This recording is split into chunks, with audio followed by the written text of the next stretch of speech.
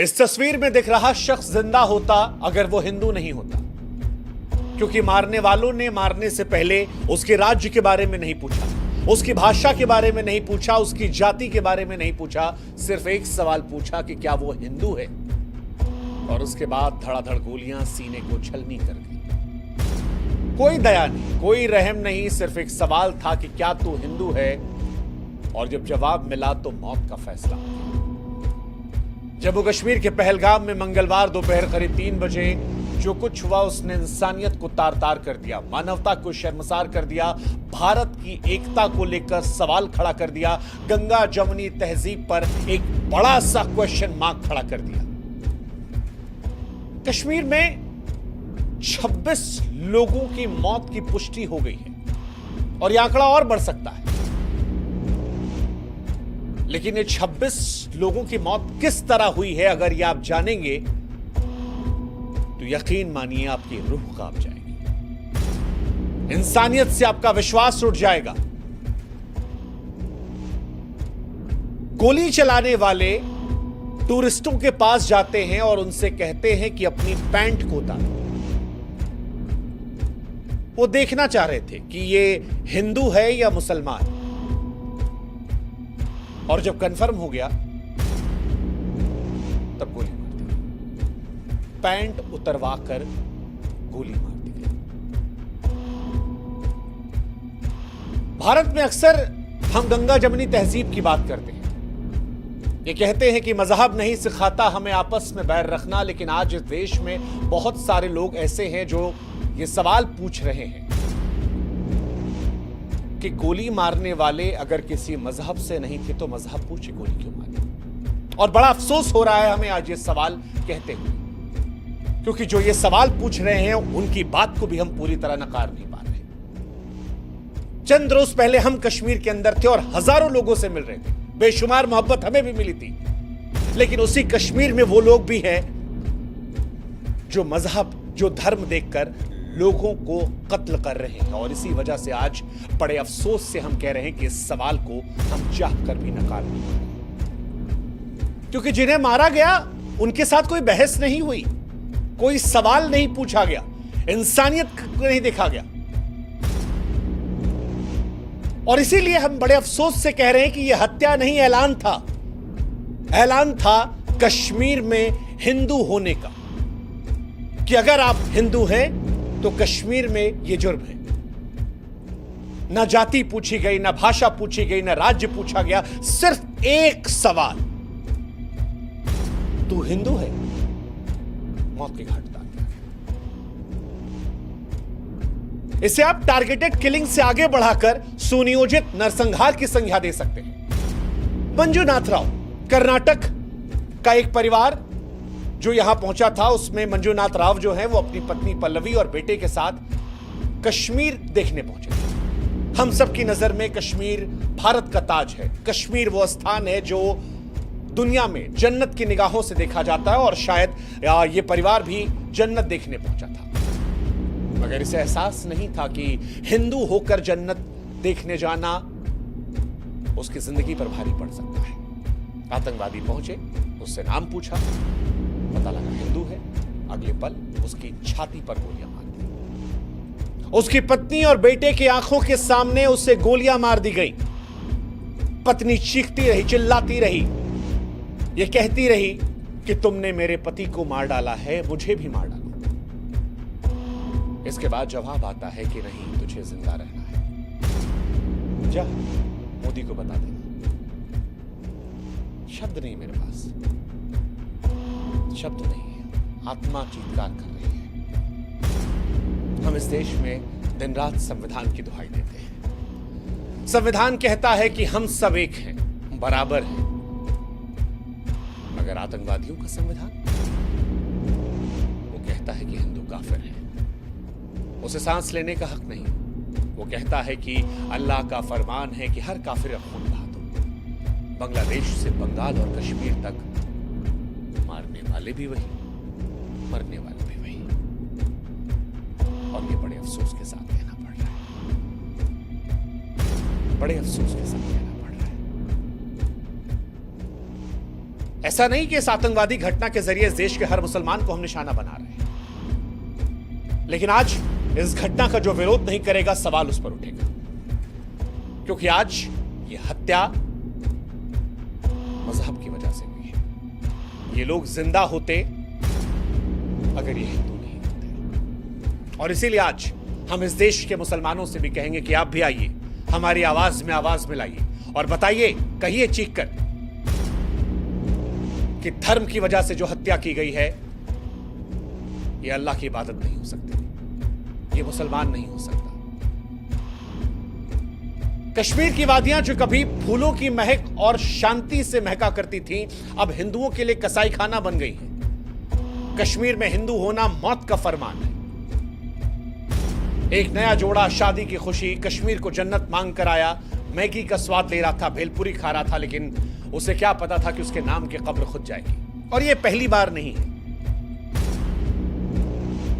The Kashmir files ने जब कश्मीरी पंडितों के घाव को कुरीदा था, तो उस फिल्म को इस्लामोफोबिक कहकर खारिज कर दिया गया था। कुछ तारीखों के हेरफेर को लेकर पूरी घटना को इंकार कर दिया गया था। लेकिन कश्मीर में आतंक का मजहबी खूनी इतिहास जानना जरूरी है, और आज वो इतिहास हम आपको बताएंगे। 1989 में टप्पू की हत्या, 1990 में रालिफ गालिफ और चालिफ का नारा, 2025 की ताजा लाशों की तस्वीरें।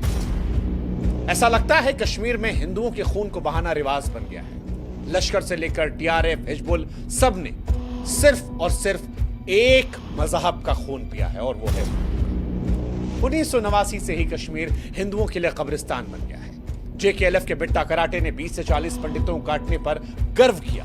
1990 में सैकड़ों हिंदू मारे गए। लाखों हिंदू पंडित ऐसे थे जो अपनी जड़ें छोड़कर वहां चले गए। नदी मार्ग में 24 पंडितों का नरसंहार हुआ। बीके गंजू की चावल के डब्बे में हत्या हुई। और ये सारी कहानियां हम सबके सामने आई, लेकिन सेकुलर नौटंकी में उलझकर हमने इसे खारिज कर दिया। लेकिन क्या बदला? आज भी नाम पूछकर ठोका जा रहा है। 2022 में 150 पंडित कर्मचारी डरकर भाग गए थे। 2023 में संजय शर्मा मारे गए, और अब पहलगाम में पर्यटकों खत्म। अब नहीं तो कब कहेंगे कि यह नरसंहार नहीं है, यह हिंदुओं का सुनियोजित जनसंहार है। फरवरी 2019 के पुलवामा हमले में 47 जवान शहीद हुए थे, और उसके बाद यह अब तक का सबसे बड़ा घटनाक्रम है। आतंकवादियों ने एक बार फिर हिंदुओं को ही निशाना बनाया है, और यह संयोग नहीं, सुनियोजित साजिश है। दरअसल हिंदुओं का खून बहाना आतंकवादियों का शौक बन चुका है। न जाति, न भाषा, न राज्य, बस एक सवाल कि क्या तुम हिंदू हो? जवाब आया, गोली। जिसने जवाब नहीं दिया उसकी पैंट उतार कर चेक कर लो। सवाल आज इस देश की सरकार से भी है। सवाल आज प्रधानमंत्री नरेंद्र मोदी और गृहमंत्री अमित शाह से भी है कि जब आप यह दावा करते हैं कि देश सुरक्षित हाथों में है, तो यह टारगेटेड हमले कैसे हो रहे हैं? मोदी सरकार बार बार कहती थी कि नोटबंदी के बाद, धारा 370 खत्म होने के बाद आतंकवाद खत्म हो गया था। लेकिन पिछली बार जब डोनाल्ड ट्रंप आए तब दिल्ली जली। अब अमेरिका का उपराष्ट्रपति आया है तो कश्मीर में खून बह रहा है। क्या ये सब संयोग है? लगता तो नहीं। लेकिन सवाल यह है कि आप क्या कर रहे हैं? देश के गृह मंत्री कश्मीर के दौरे पर गए हैं, लेकिन इस घटना के होने के बाद कश्मीर में आतंकवादियों के हौसले क्यों नहीं इतने पस्त थे कि ऐसी घटना करने के पहले उन्हें 1000 बार सोचना पड़ता? क्यों आतंकवादियों में वो खौफ नहीं था? और इस सवाल का जवाब देना पड़ेगा देश के गृह मंत्री को भी, देश के प्रधानमंत्री को भी। शब्दों के खंडहर में न्याय की तलाश नहीं हो सकती, क्योंकि जनता देख रही है, और जनता को बयान नहीं, बदला चाहिए, निर्णायक बदला। जो खून बहा है उसका जवाब चाहिए, बिना भाषण, बिना दिखावे। कश्मीर में अगर हिंदू होना गुनाह बन गया है, तो फिर सरकार की खामोशी पर सवाल उठेगा, क्योंकि सरकार आपको यह जवाब देना पड़ेगा कि आप देश चला रहे हैं या लाशें गिन रहे हैं। और अगर मोदी सरकार के भी राज में हिंदू की पहचान उसकी मौत बन जाए, तो फिर किस शांति की बीन बजाई जा रही है? सोचेगा। यह हमला लश्कर तैयबा के संगठन द रेजिस्टेंस फ्रंट द्वारा किया गया था। जम्मू कश्मीर के पुलवामा के बाद यह सबसे बड़ा हमला था जो मजहब के नाम पर हिंदुओं का खून बहा रहा था। इन सब के बीच हम सब खामोशी से देख रहे थे। सड़कों पर हिंदुओं का लहू बह रहा था। पहलगाम का जो हमला है वो रूह कपाने वाला है। लेकिन अब बहुत हुआ और इस बात को खुलकर कहना होगा कि अब बस करो, अब निर्णायक लड़ाई लड़ो सरकार। और आप जो आज हमें सुन रहे हैं, जो चुप हैं वो भी दोषी हैं, जो डरते हैं बोलने से वो भी पहलगाम के इस खून में जिम्मेदार हैं। जो लोग आतंकवादियों की भाषा को विरोध समझते हैं, वक्त आ गया है कि उन्हें भी देशद्रोहियों की कोटी में डाला जाए। अब या तो बोलो और या इस बात का एहसास रखो कि आपकी चुप्पी का बोझ आपके बच्चों की लाशों को उठाने पर भी मजबूर कर सकता है। कश्मीर सिर्फ हिंदू का नहीं बल्कि भारत का मुकुट है और यह हमला भारत की अखंडता, भारत की एकता पर भी किया गया है। अब इस मुकुट पर खून के छींटे और बर्दाश्त नहीं, क्योंकि आतंकवाद एक ऐसा सांप है जो पूरी दुनिया को निगल जाएगा और उसे कुचलना जाना जरूरी है। और कश्मीर में मजहबी आतंकवाद का सच अब सारी दुनिया को स्वीकार करना होगा। यह लड़ाई केवल कश्मीर की नहीं है, केवल भारत की नहीं है, यह मानवता की जंग है। आतंकवादियों, उनके समर्थकों, सहानुभूति करने वालों को बेनकाब करना होगा। सरकार से खाना पूर्ति नहीं बल्कि कड़ी कार्रवाई की उम्मीद होगी। हर आतंकवादी को जड़ से उखाड़ना होगा सरकार।